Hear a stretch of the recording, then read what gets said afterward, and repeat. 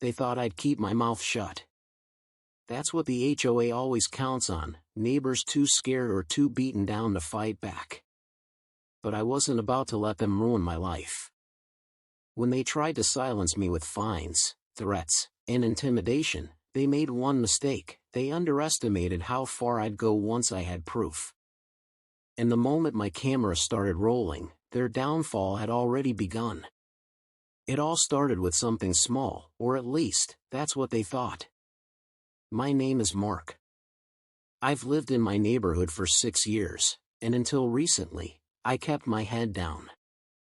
I paid my dues on time, mowed my lawn, and never once caused trouble. But last summer, I noticed something odd. Our HOA fees had gone up again. Nothing unusual there, except for the fact that the board claimed it was for community maintenance projects. Yet when I walked around the neighborhood, nothing had changed. The park swings were still broken, the pool had been closed for over a year, and the sidewalks were crumbling. So where was the money going? When I brought this up at an HOA meeting, the president, a man named Ron Davies, brushed me off.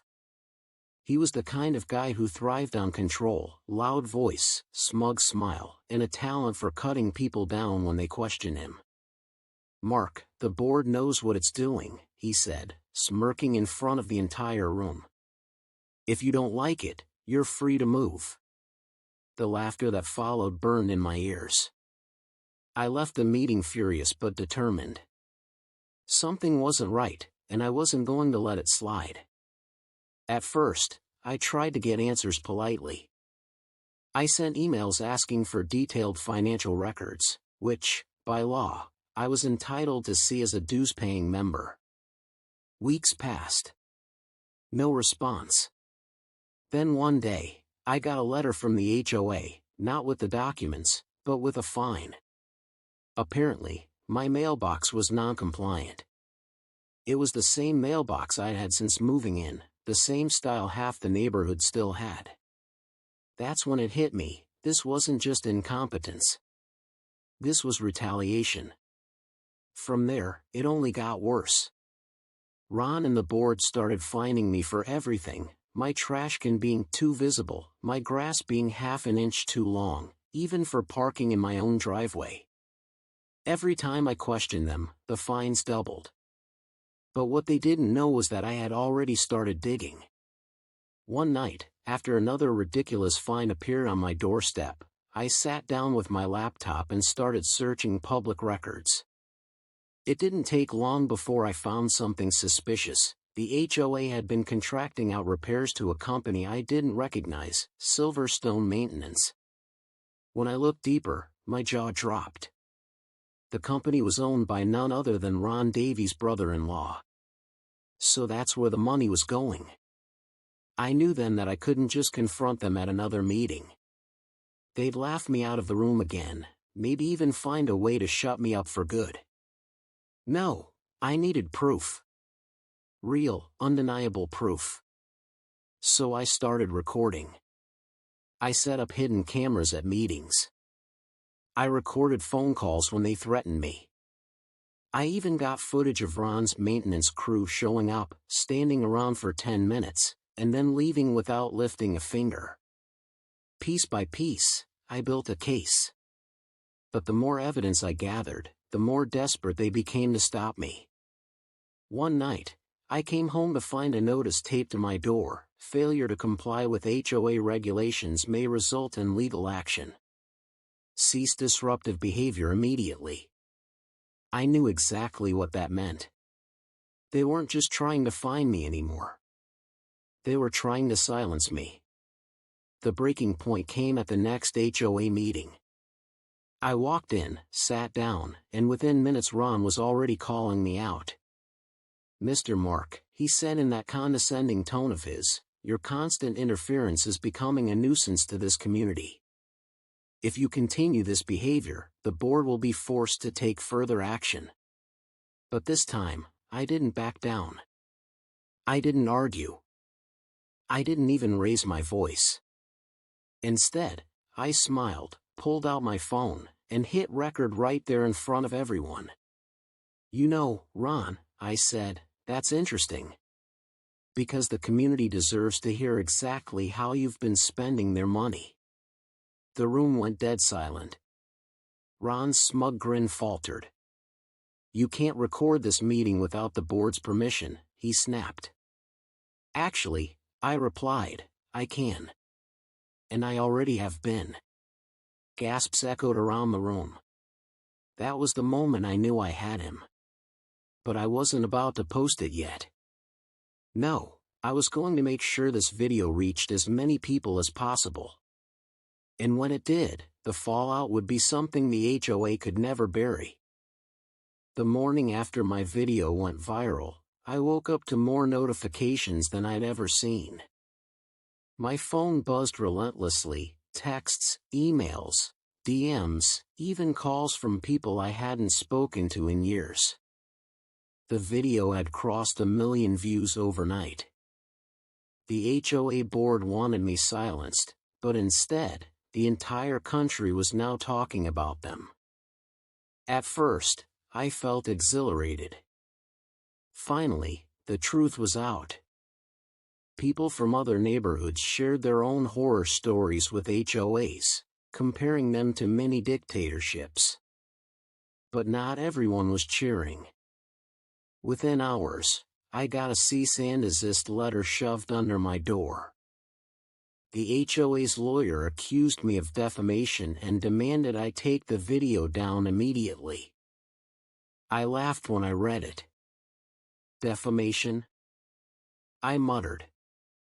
Everything in that video was backed with evidence. They can't silence me now. But the board wasn't giving up easily. That night, I noticed a car idling near my house. When I stepped outside, the driver sped off. The intimidation had begun. Neighbors whispered to me that the president, Mr. Clarkson, was furious. He was threatening fines against anyone who shared my video. Instead of hiding, I doubled down. I uploaded Part 2, documents showing how the board diverted community funds to renovate Clarkson's private backyard, while leaving shared amenities like the pool and playground falling apart. I even included drone footage, courtesy of a friend, showing the new outdoor kitchen he'd installed with HOA money. That second video hit like a bombshell. Local news stations picked it up. Reporters camped on our street, wanting interviews. Neighbors who had once been silent now felt emboldened. At the next board meeting, attendance tripled. Clarkson looked rattled but still tried to put on a smug front. "This is all slander," he shouted, slamming a folder on the table. "This man is spreading lies to destabilize our community." I stood up calmly. "If they're lies, then sue me. But I'd suggest you look at Exhibit B in my latest video before you embarrass yourself further." Gasps echoed across the room. People pulled out their phones, rewatching the clips I had uploaded.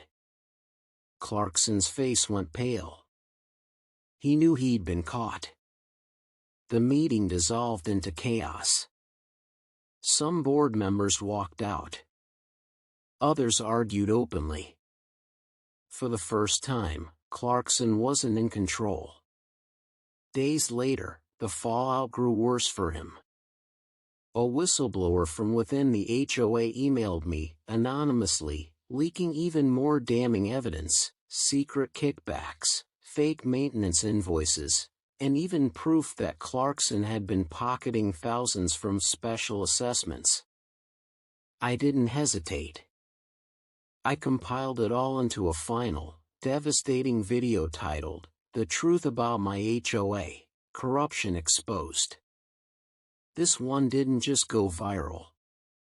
It exploded. Millions of views poured in. National outlets covered it. Viewers tagged government agencies, demanding investigations.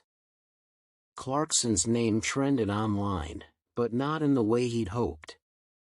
Within a week, the police were back in the neighborhood. But this time, they weren't at my door. They were at his. I watched from my porch as they led Clarkson out in handcuffs, his face twisted in anger and humiliation. Neighbors cheered. Some even clapped. It felt surreal, like justice had finally arrived. The aftermath was swift. The remaining board members resigned under pressure. A special election was called. My neighbors, who had once viewed me as a troublemaker, now looked to me for leadership. "Run for president," one elderly woman urged. "We need someone honest in charge." At first, I hesitated. I never wanted this fight. But then I thought about all the nights Clarkson had tried to bully me into silence, about the families who had suffered under his reign, and about the fact that if I didn't step up, someone else might abuse that power again. So, I ran. And I won, unanimously. As HOA president, my first order of business was simple: transparency. We opened the books, cut unnecessary fines, and made every decision public. Slowly, the neighborhood began to heal. People started gardening without fear of citations, kids played outside without being scolded, and the sense of community that Clarkson had stolen began to return. One evening, as I walked my dog down the street, a neighbor called out, "Hey! Great video, Mr. President." I laughed, shaking my head. Who would have thought that one shaky phone recording could change everything? The HOA tried to silence me, but instead, they gave me a platform. My video didn't just expose their corruption. It freed an entire neighborhood. And as I looked around at the smiling faces of my neighbors, I knew one thing for sure: Clarkson would never silence anyone here again.